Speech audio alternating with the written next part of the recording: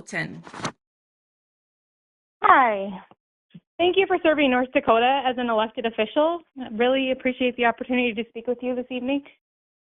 My question is, how are you protecting our rural schools with Trump's executive order to end the Department of Education, which predominantly serves rural schools?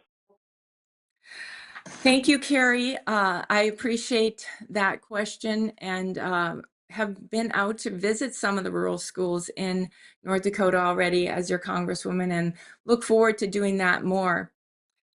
First of all, we all support teachers and education. That's a priority, should be a priority for anybody in elected office. And it's something that I'm very excited to support. Education is what changes lives. It helps educate folks for our workforce with the skills they need to help serve our state in the future. So we have to invest strongly in our education system.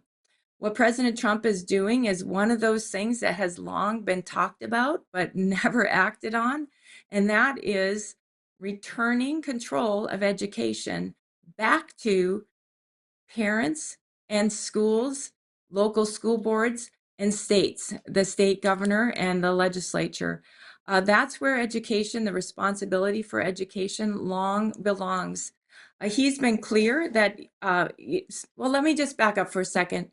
Really, what's happened with the education department at the federal level is they've collected money from taxpayers, they've taken a cut of it, and then they've sent it, after taking a cut of that money, they've sent it back to the schools to administer the dollars. What President Trump wants to do is eliminate the middleman. Let's just help support the states in the areas that we've promised to do so in the various title programs.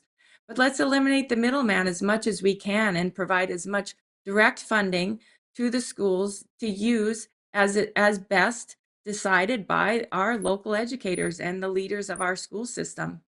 I think that's ultimately going to result in higher standards, in better educated kids, and a better use of those dollars for better outcomes. So I think President Trump's approach is going to help create a stronger education system in our country and in our North Dakota schools. I've also talked to education leaders in North Dakota, and they said that folks are pretty darn excited about this effort because they know the bureaucratic red tape that they have to go to, all the strings that are attached to those federal dollars.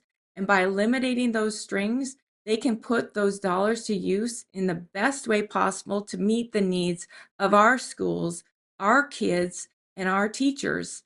So that seems like a win-win to me. I'm excited about this. I think by eliminating the federal standard, which ended up basically being a ceiling on education rather than a floor, let's eliminate that federal standard and let the states set a really high standard and challenge our kids to be the absolute best that they can be and to allow our teachers to help them get there.